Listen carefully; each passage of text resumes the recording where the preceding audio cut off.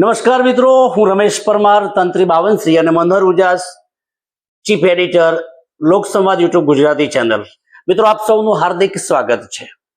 મિત્રો, આપ સૌ જાણો છો કે દર અઠવાડિયે આપણે કોઈ એવી ને એવી શખ્સિયત, એક પ્રતિભાને આપણે મળીએ છીએ અને જાણવાનો પ્રયાસ કરીએ છીએ કે એની જીવન યાત્રામાં આ જે શ્વાસ આવી રહી છે, એની જે સફળતા છે, એમણે જે પુરુષાર્થ કર્યો છે, એ પ્રેરણા ક્યાંથી મળી અને આ આખી સફળ આટલે સુધી પહોંચી છે, તો કેવા લોકો સાથે સંપર્ક થયો, કેવા લોકોએ સહકાર આપ્યો, તો એ જાણવાનો આપણે પ્રયત્ન કરીશું. મિત્રો, ગુજરાતમાં સમગ્ર ભારત દેશમાં એક પ્રખ્યાત વિધાન છે कि शिक्षक कभी साधारण नहीं होता, प्रलय और निर्माण उसकी गोद में पलता है. આ વાત મિત્રો હું એટલા માટે કરું છું કે આજે હું આપને એક એવા શિક્ષકની મુલાકાત કરાવવા જઈ રહ્યો છું કે એ શિક્ષક જો વર્ગખંડમાં જાય છે તો એ વર્ગને સ્વર્ગ બનાવે છે. હું આ એવા શિક્ષકની વાત કરું છું કે એ શિક્ષક જ્યારે હાથમાં માઇક લે છે ત્યારે આખો સામિયાણો ગુંજવા માંડે છે. હું એક એવા શિક્ષકની વાત કરું છું કે જ્યારે એના મુખમાંથી શબ્દો નીકળે છે ત્યારે આપણને એવું લાગે છે કે જ્યારે સાક્ષાત માં સરસ્વતી અત્યારે ઉપસ્થિત હોય. જી હા મિત્રો, એ શિક્ષકનું નામ છે શ્રી મહેશભાઈ પટેલ. નમસ્કાર સાહેબ. નમસ્કાર. લોકસંવાદ યુટ્યુબ ચેનલ પર આપનું હાર્દિક સ્વાગત છે. મિત્રો, મહેશભાઈ વિશે કહેવું હોય તો એવું કહી શકાય કે એ શબ્દોના સાધક છે, એ આરાધક છે. એ શબ્દોની જે શોભા છે, શબ્દોમાં જે ઉર્જા છે, શબ્દોમાં જે તાકાત છે, એનો સદુપયોગ કરવા માટે ખૂબ જાણીતા છે. સાહેબ, મારે આપની પાસે સૌથી પહેલા એ જાણવું છે કે આ શબ્દોનો સ્પર્શ ક્યારે થયો, આ શબ્દો સાથે મુલાકાત ક્યારે થઈ અને આ શબ્દો સાથે આટલી ગાઢ મૈત્રી થઈ ક્યાંથી? શબ્દ સાગર છે, શબ્દ તારણહાર છે, શબ્દ તરાપો છે. શબ્દ તારે, શબ્દ મારે, શબ્દ જાન હે, શબ્દ માન હે, શબ્દ નિગેહબાન હે સાહેબ, અને શબ્દ શણગાર છે. જી જી જી સાહેબ, શબ્દ એક જીવનનો એવો તરાપો છે કે એક પીપરમેન્ટની ગોળી હોય ને, એને તમે મોઢામાં મૂકો અને પછી વાગોળો તેમાં ગળપણ લાગે. એમ શબ્દને એકવાર વાગોળો ને અને એક પરાકાષ્ઠાએ તમે પહોંચો ને એટલે શબ્દમાંથી શબ્દ જન્મે, શબ્દમાંથી શબ્દ જન્મે. માણસ 12 કલાક કામ કરે ને 12 કલાક નીંદર કરે, રાત ને દી કહેવાય છે. દિવસ આખો તો આ દુનિયાની સાથે હું સફર કરું છું, મારા વ્યવસાય સાથે નાતો કેળવું છું, મારા ભૂલકાઓ સાથે મજા કરું છું, અને એ ભૂલકાઓ સાથે જે મજા કરું છું, શિક્ષક છું એટલે બાળકના ઊંડાણ સુધી પહોંચવાનો પ્રયત્ન કરું છું. અને જ્યારે બાળકોની સાથે તાલમેલ સાથે એના વૈચારિક અંદરના ભાવને બહાર કાઢવાનો પ્રયત્ન કરું છું, અને એની જે પરિકલ્પનાઓ બહાર નીકળે છે ને, અને નીકળ્યા પછી એ વાત ત્યાં પૂરી થઈ જાય છે, પણ મારું દિલો દિમાગ એમાં કાર્યરત બને છે. જી જી રાત્રે ઘરે આવી અને નીંદર કરું છું ત્યારે દુનિયાને લાગે કે મહેશ સૂવે છે, પણ આંખ બંધ કરી અને હું ચિંતન કરું છું. અને ચિંતન કર્યા પછી જે જન્મે છે ને અને જે ફળશ્રુતિ આપણને મળે છે ને, એની કલ્પના કદાચ હું મારા શબ્દોમાં નહીં જ કરી શકું. આ શબ્દની વાત છે. અને શબ્દ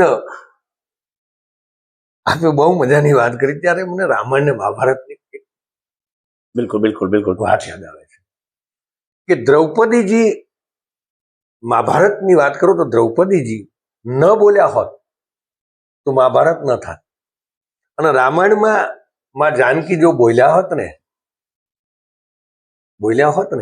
તો કદાચ એ રામાયણ ન હોત. એકમાં મુખ છે, એકમાં શબ્દ છે. એટલે એકમાં બોલે તેના બોર વેચાય, એકમાં ના બોલે એમાં નવું ગુણ. જી જી બિલકુલ બિલકુલ.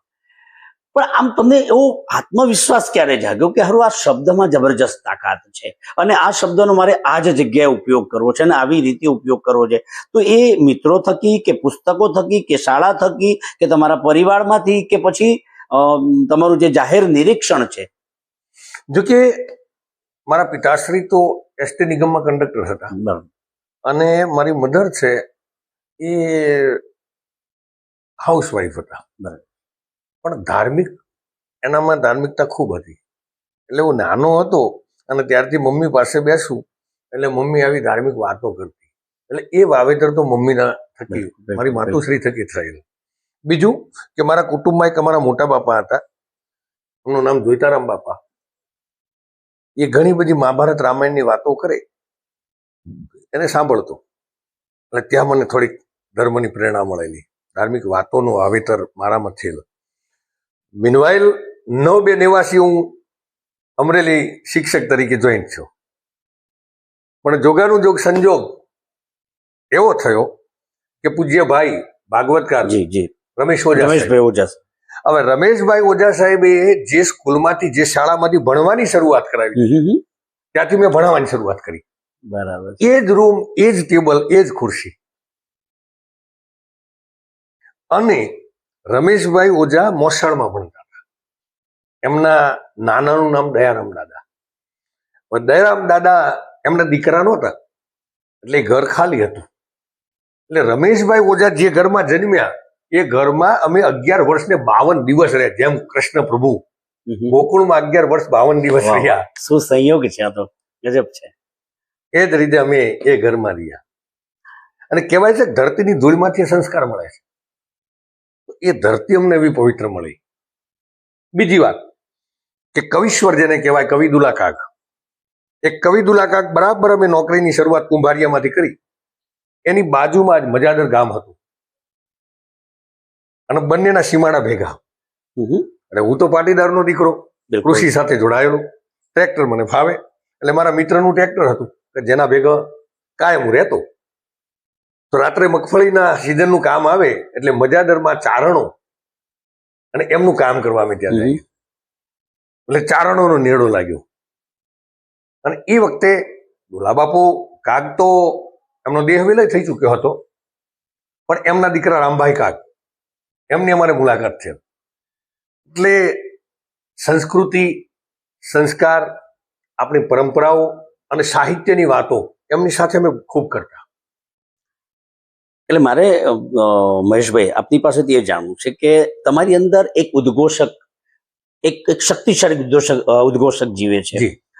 તમારી અંદર એક શિક્ષક પણ ખૂબ ઈમાનદારી અને પ્રામાણિકતાથી કામ કરે છે, અને ત્રીજો જે કલાકાર છે, જે ડાયરાનો કલાકાર છે, એ પણ એટલો તરવરાટ ને એટલો થનગનાટ છે. ચોથી બાજુ એ કે તમે એક સંવેદનશીલ માણસ છો, અને પાંચમી તમારી વાત મને ખૂબ ગમી કે ભાઈ હું એક ખેડૂતનો પુત્ર છું. એટલે જે ગળગુથીમાંથી જે સંસ્કાર છે એને તમે જાળવી રાખે. પણ આ બધાનું જો બેલેન્સ કરવું હોય, કારણ કે તમે જયારે વર્ગખંડમાં જાઓ તો ક્યાંક ને ક્યાંક પેલો કલાકાર તમને ક્યાંક ને ક્યાંક ટોર્ચર કરે, અથવા તો તમે માનો કે ત્યાં તમે કોઈ સ્ટેજ ઉપરથી કોઈ વાત રજૂ કરતા હોય તો પેલો શિક્ષક તમને સળી તો કરે જ કે ભાઈ. તો આ બધાનું બેલેન્સ મારે તમારી પાસેથી સાંભળવું છે. બહુ સંવેદનશીલ પ્રશ્ન તમે જી જી. શબ્દ ચોરાય છે.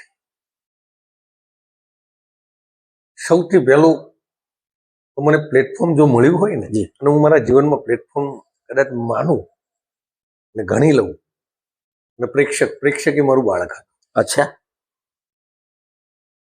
અને હું એક કલાકાર હતો, એ મારા પ્રેક્ષકો. સાહેબ, શબ્દમાં એ તાકાત છે કે સુરાતન લાવે, મૃદુતા લાવે, કોમળતા લાવે. બિલકુલ. તો બાળક એ ખૂબ ચંચળ છે. તમે કદાચ યુવાવસ્થા પહોંચેલા માણસને તમે સંવેદનશીલ બનાવી અને શબ્દની ઢાળ કરો તો શબ્દની અસર થાય. પણ સાહેબ, બાળકમાં શબ્દને એની અસર ઉતારી અને એના ચહેરાની લકીર ઉપર લાવવું ને, એટલે રણમાં ખેતી કર્યા બરાબર. બિલકુલ બિલકુલ બિલકુલ. તો જનની કવિતા, જનનીની જોડ બોટાદકર સાહેબ, બરાબર છે. મને નહીં જડે રેલો, માતે માન બીજા વગડા ના વાહ, મોતે નાડીયો તોડીયો જમ જડાકા ખાય, જેને છોરુની ચિંતા થાય અને કેમ વિહરીએ કાગડા. એ છોરું, એ બાળક એ મારા બાળક છે, અને હું એક માં બની અને એ બાળક ઉપર એ શબ્દનો ફોકસ કરવાનો પ્રયત્ન કર્યો. અને સાહેબ, જ્યારે એ મારા અણસમજ બાળક, 5મા 6ઠા 7મા ધોરણના બાળકને સમૂહમાં બેસાડી અને આ કવિતાનું પઠન કરતો, ગાતો એ ખરું, અને એને સમજાવતો, ત્યારે સાહેબ અણસમજ બાળકની આંખમાંથી જ્યારે આંસુ આવતા ને, ત્યારે મને એમ થયું કે મારો શબ્દ હવે પાક્યો છે. એટલે મને સૌથી પહેલી જો શબ્દ શું કરી શકે ને શબ્દને કેમ ઢળાય, આરોહ અવરોહ, એની જો પહેલી પ્રેરણા મળી હોય ને તો એ બાળકોમાં. એટલે એ વર્ગખંડમાં તો તમે સફળ થયા જ. હા, પણ આ જે મારે જે કહેવું છે, તમારી પાસે જે સાંભળવું છે મારે, કે આ ઉદ્ઘોષક તરીકે અથવા તો તમે ડાયરાના એક કલાકાર તરીકે એ તમારું જે વ્યક્તિત્વ આખી જે આભા બહાર આવી, પછી મારી હિંમત ખુલી ગઈ. જી જ્યારે મારા શબ્દ બાળકને અસર કરી ગયો ને પછી મને ચોક્કસ એક અંદરથી ભાવ જાગૃત થઈ ગયું, આમ એક વજન સાથે, કે નાનું બાળક સુધી મારો શબ્દ પહોંચી શકતો હોય તો આ યુવાન છે, આ સમજણો માણસ છે, સમાજના આગેવાન છે, સમાજ છે, તો એની આગળ હું શબ્દનું હું વાવેતર કરીશ તો ચોક્કસ મારો શબ્દ ઉગશે ઉગશે ને ઉગશે. બીજી વાત કે શબ્દને ક્યાં વાળવો, ક્યાં ટાળવો, ક્યાં ઢાળવો, ક્યાં આરોહ અવરોહ, અને તમારી પાસે શબ્દનો ખજાનો હોવો જોઈએ. આ સંમેલન તમારી પાસે થઈ જાય એટલે સમજી લેજો તમે સફળ થાવ. પણ મારે બીજું એ પણ સાંભળવું છે મહેશભાઈ, કે આજે એવું કહેવાય છે કે ભાઈ કવિતા જે છે એ કાનની કલા છે. તો કારણ કે બધા સાંભળતા બધા હોય છે પણ યાદ અમુકને જ રહી જાય છે. શેર શાયરી કહો કે બધા સાંભળતા હોય છે અને સાંભળે ત્યારે બધા વાહ વાહ કરતા હોય છે, પણ પછી એનું બધું બાષ્પીભવન થઈ જાય છે. તમે જ્યારે પણ માઇક હાથમાં લો છો, કોઈ બી મંચ ઉપર હોવ છો, ડાયરામાં હોવ છો, વર્ગખંડમાં હોવ છો, જાહેર જીવનમાં મિત્રોની વચ્ચે હો છો, તો તમારી પાસે શબ્દો એવી રીતે આવે છે જેવી રીતે કોઈ ડાળ ઉપર ફૂલ ખીલી ઉઠે છે, સવારમાં જે રીતે આમ એની કળીઓ બહાર નીકળે છે, એવી રીતે તમારી પાસેથી આ શબ્દો બહાર આવે છે. તો એના માટે તમારી અંદરની જે જિજ્ઞાસા છે અથવા તો તમારી જે ઉર્જા છે તો બરાબર છે, પણ એ સિવાય તમે ક્યારેક કોઈ પુસ્તકો સાથે જોડાયેલા છો કે એવી કોઈ ચોક્કસ, હમણાં આપણે રમેશભાઈ ઓઝાની પણ વાત કરી, બરાબર છે, તો એ મારે તમે આ સ્ત્રોત આવે છે ક્યાંથી? મારે એ જ કેવું છે આપણે, જી જી, કે એક વાર મેં રામાયણ વાંચી છે, એક વાર મહાભારત વાંચ્યું છે, ઝવેરચંદ મેઘાણીને થોડા અંશે મેં વાંચ્યા છે. બિલકુલ. બીજી વાત કે હું એટલો બધો વ્યસ્ત હોઉં છું કે વાંચન માટે તો હવે મને સમય નથી મળતો. પણ ચોક્કસ તમે કોઈ પણ ફિલ્ડમાં એક પરાકાષ્ઠાએ પહોંચો ને એટલે એ પછી સૌના શબ્દ પૂરા થાય ને ત્યાંથી કદાચ આપના જેવાના શબ્દ શરૂ થાય. એટલે શબ્દની ગૂંથણી તો ક્યાંથી ક્યાં આવે છે મને પોતાને ખબર નથી હોતી. અને ખરેખર સૌથી વધારે આ ફિલ્ડમાં ચેલેન્જ હોય કદાચ સ્ટેજ માટે તે ઉદ્ઘોષક તરીકે ઠીક છે, સભા છે, કદાચ કોઈ મોટી શખ્સિયત સ્ટેજ ઉપર મહેમાન છે, તો એ સૌની વચ્ચે બેલેન્સિંગ રાખી આપણે શબ્દોને ધારી શકીએ છીએ અને કલાક 2 કલાક પબ્લિકને પકડી રાખો, પબ્લિકને શાંત જ રાખવી છે ને. હા બિલકુલ બિલકુલ, કરી શકીએ છીએ. ડાયરામાં માનો કે જે પણ ડાયરા માટે આપણે ત્યાં જઈએ છીએ ત્યાં આગળ કયા વિષયનો છે, કેમ ડાયરો છે, ધાર્મિક છે, સામાજિક છે, તો એમની સાથે થોડીક ગુફ્તગુ કરી લઈએ આગેવાનો સાથે કે આયોજકો સાથે, એ પછી આમાં થોડાક ડીપમાં ઉતરીએ ને પછી તો એ ચાલુ થઈ જાય તો આપને ખબર છે. પણ સૌથી વધારે જો ચેલેન્જ હોય તો રમેશભાઈ સાહેબ સમાજ માટે, સમૂહ લગ્ન માટે તેજસ્વી તારલા હોય અને એને મદદ કરવા માટે સમાજના સહિયારો ભવન એટલે કે વાડી નિર્માણ માટે, સમાજનું કોઈ ગામ હોય, કોઈ જ્ઞાતિ હોય અને એના ઈષ્ટદેવ હોય, એને ભાવતા દેવનું મંદિર નિર્માણ કરવાનું હોય, અને જ્યારે એ દાન ભેળું કરવાની વાત આવે છે સાહેબ, ત્યારે સમજી લેજો કે 500 રૂપિયાની દાળી મજૂરી કરતો એક માણસ હોય અને એ પોતે એનું સવારથી સાંજના સૂરજ ઢળે ત્યાં સીધું એનું આખું એટલે 500 રૂપિયા, અને એ 500 રૂપિયા સાહેબ એના પરિવારની ચિંતા કર્યા સિવાય એ દાનમાં અર્પણ કરે છે ને, આ મોટામાં મોટી ચેલેન્જ છે સાહેબ. આ એક ભાવ જાગૃત કરવો. એટલે એ વાત આપની ચોક્કસ સાચી છે કે કોઈ ક્રિકેટર હોય તો એ રોજે રોજ એની પ્રેક્ટિસ કરતો હોય છે, કોઈ કલાકાર હોય તો એનું રિહર્સલ કરતો હોય છે. તમે તો બહુ સ્પષ્ટ કહી દીધું કે ભાઈ મને વાંચવાનો સમય મળતો નથી, તો આટલી બધી આખો શબ્દોનો સાગર છે તમારી પાસે, તો એ ફટાફટ આવી જાય છે તરત. એ કદાચ હું એમ કહી શકું મારા પૂર્વજો, આપના જેવા વડીલો અને કદાચ મારી કુળદેવી, જી, એના કોઈ આશીર્વાદનું પરિણામ હોઈ શકે. હજી આજે પણ મને ખબર નથી પડતી કે આટલું ઓછું વાંચ્યું છે પણ છતાંય આટલું બધું અંદરથી આવે છે. બીજી વાત કે રામાયણ મહાભારતના ક્યાંક ને ક્યાંક એફબી હોય કે અન્ય કોઈ માધ્યમથી ક્યાંક ચાલતા ચાલતા ફરતા ફરતા હરતા હરતા ક્યાંક કાને પડી જાય એટલે સાહેબ મેમરી પાવર કુદરતે એવો દીધો છે કે આજે જે વાત સાંભળી હોય 5 વર્ષ પછી તમે કદાચ એમ કે મહેશભાઈ પેલું એક ટોપિક છે એની વાત કરો, ઇન્સ્ટન્ટ ચાલુ કરી દો છે. ગ્રાસ્પિંગ પાવર કુદરતે ખૂબ આપ્યો છે. અચ્છા, અત્યાર સુધી તમે ઘણા બધા મંચ ગજવવાનું કામ કર્યું છે, ડાયરાઓથી માંડીને અલગ અલગ જગ્યાએ, પણ તમને આમ એવું લાગ્યું હોય કે સાહેબ આ ડાયરો મારા જીવનનો એક યાદગાર હતો? સાહેબ અઘરો પ્રશ્ન, ખૂબ અઘરો. કદાચ એની મૂલવણી મેની માઇન્ડ, વ્યક્તિએ જુદી જુદી મતી એ રીતે મૂલવણી નોખી કરો. 1054 મંદિર મેં પૂરા કર્યા ઉછમણી કરીને. અચ્છા, 1054 મંદિરમાં તમે અત્યાર સુધી ઉછામણી કરી? હા હા હા. ખરેખર ધન્ય વસ્તુ છે. અને 185 અને કાં તો શબ્દ આંકડો ન ભૂલતો હોય તો 186 એટલી સમાજની વાડીએ નિર્માણ કરાવી. અને સમૂહ લગ્નમાં હમણાં છેલ્લે મહિપતસિંહ ફાઉન્ડેશન લવાલ મુકામે 101 દીકરીઓના સમૂહ લગ્ન હતા. એ આંકડો 251 નો હતો. 251 સમૂહ લગ્નમાં હાજરી દીધી. બીજી વાત કે મને પોતાને એમ હતું કે હું કઈ જ્ઞાતિમાં જન્મ્યો છું, પણ જે દિવસે મેં શિક્ષક તરીકે મારા કપડાં પરિધાન કર્યા, વ્યવસાય સ્વીકાર્યો, એ દિવસથી રમેશભાઈ હું મારી પોતાની જ્ઞાતિ ભૂલી ગયો છું. જ્ઞાતિ ભૂલી ગયો છું. ખૂબ સરસ. અને જેમ નાના સમાજોની સેવા કરવાનો મને અવસર મળે છે ને, ત્યારે રમેશભાઈ સાહેબ સ્ટેજ છોડીને પછી ગાડીમાં બેસું ને તો આંખમાંથી આંસુડા કરે છે.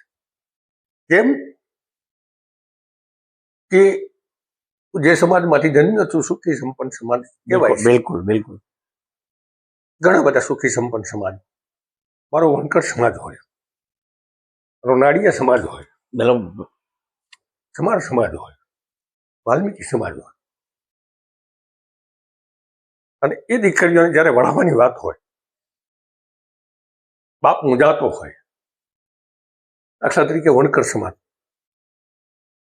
એવો સમાજ છે પોતાની ઇજ્જતને હાથમાં રાખી અને જીવવા વાળો, કોઈની પાસે માંગે નહીં, અને દીકરીની ચિંતા હોય. દીકરી સમૂહ લગ્નમાં પધારી હોય ચોરીએ આપણે જોઈએ, નાનો બાપ હોય ચોરીની પાસે જાય, તેને એમ થાય કે હું મહેશભાઈ અમારી ચોરી પાસે આવ્યા. દીકરીને માથે હાથ મૂકીએ, નાકની નથ અને કાનમાં જયારે પણ નજર માંડીએ તો બાપે દીકરી રૂડી લાગે, સોનાનો દાગીનો પહેરાવવાનો વેત ન હોય, ખોટા દાગીના પહેરાવ્યા હોય, ત્યારે એમ થાય કે મારું ગળું ફાટી જાય તો ભલે ફાટી જાય. બિલકુલ બિલકુલ. પણ સમાજને 2 હાથ જોડી એવી વિનંતી કરું કે કોઈને પૈસો મળ્યો હોય ને તો આવી દીકરીઓ માટે દાન કરો, કન્યા દાન કરો. અને કન્યા દાનથી, આવી નાની દીકરીના કન્યા દાનથી મોટું દુનિયામાં દાન નથી. ભલા માણસ કે રામને નોતરું દેજો કોઈ કૌશલ્યા બની. હનુમાનજીને જન્મ ધારણ કરવો હોય તો અંજનીની જરૂર પડે. અને આવી જોગમાયા ભલામણ તમારા મારા સમાજનો આધાર છે. અને એ આધાર ભલામણ આજ પ્રભુતામાં પગલા માંડી આજ પરાયા ઘરનું પાડે ઉઠાવવા નીકળ્યું હોય તો બાપ બની, કદાચ દીકરીનો બાપ બનવાનો અવસર ન મળ્યો હોય ને તો કદાચ દીકરાના બાપ બન્યા હોય તો આપનું ભાગ્ય છે, પણ દીકરીના બાપ બન્યા હોય તો સૌભાગ્ય છે. પણ કદાચ દીકરીનો બાપ બનવાનો અવસર ન મળ્યો હોય ને તો હું એમ કહું છું કે આવી દીકરીઓ માટે કન્યાદાન કરી લેજો સાહેબ. એટલે મારા જીવનમાં વણકર સમાજ, નાળિયા વાલ્મીકી સમાજ, શ્રીમાળી ગુરુ બ્રાહ્મણ સમાજ, આ તમામ નાના સમાજોમાં જે મને સેવા કરવાનો મોકો મળ્યો છે, સેવા કરી છે રમેશભાઈ. મારા જીવનની મોટામાં મોટી કદાચ મિલકત હાંસલ કરી હોય એટલું આજે મને આનંદ છે સાહેબ. કદાચ આજે મારી શ્વાસ બંધ થઈ જાય ને આવા નાના સમાજોની સેવા કરી છે અને આવી દીકરીઓને આવી જોગમાયાના આશીર્વાદ લીધા છે. એટલે આપણા જીવનનું એક એમ થઈ ગયું બસ હવે સંતોષ છે સાહેબ.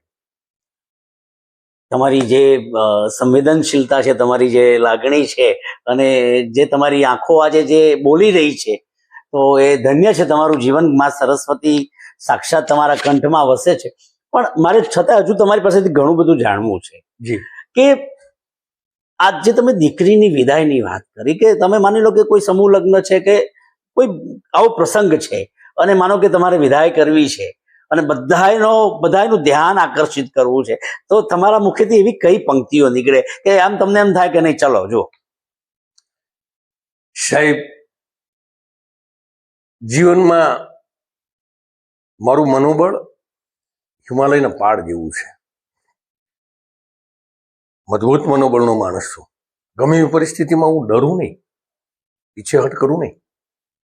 પણ એક દીકરીની લાગણી, દીકરી પર પ્રેમ મને એવો છે ને, કયા સમાજની દીકરી છે?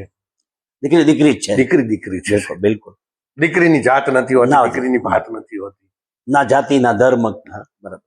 પણ સાહેબ, આપને પણ કબૂલ કરવું પડશે કે દીકરો જન્મે છે તેના શમશાને નક્કી હોય છે, પણ દીકરી જન્મે છે ને શમશાને નક્કી નથી હોતા કે મારી દીકરીને કયા ગામના શમશાનના અગ્નિદેવ કામ આવશે. સાહેબ, જયારે દીકરીની વિદાય, જયારે આગેવાનો એમ કે મહેશભાઈ હવે દીકરી વિદાયનો સમૂહ લગ્નમાં આપણે સમય થયો છે, ત્યારે સાહેબ મને એવો ઝટકો લાગે કે કહો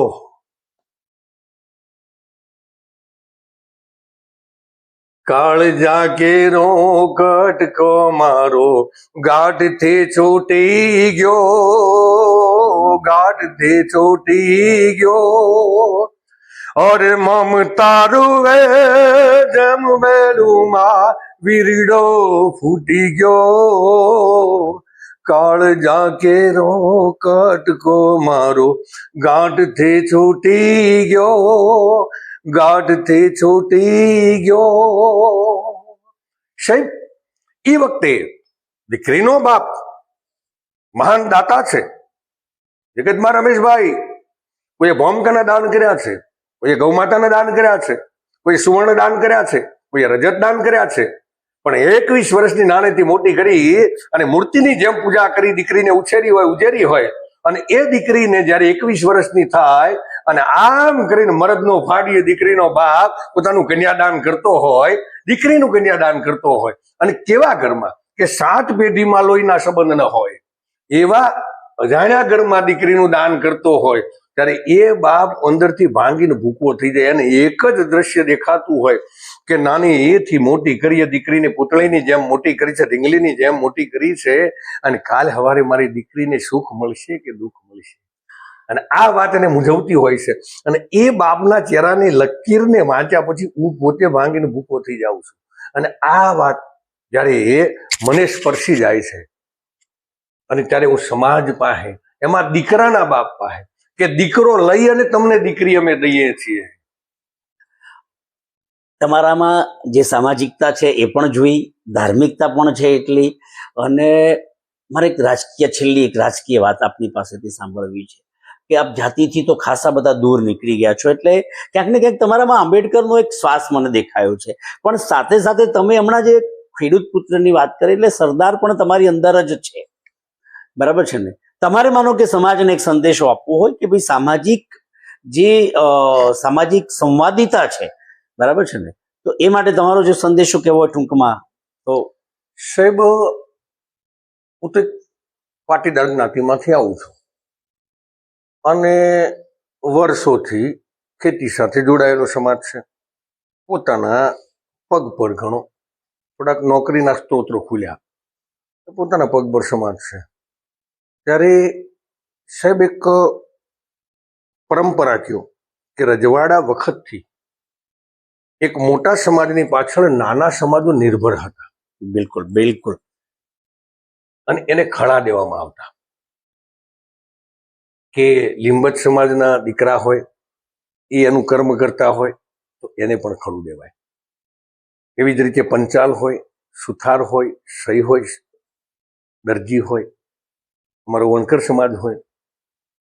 તો સાહેબ, આજે હું સમાજને એક જ સંદેશો દેવા માંગુ છું, સુખી સંપન્ન છો, કણબી જીવાડે કરોડ, કણબી પાછળ કરોડ, કણબી કોઈની પાછળ નહીં.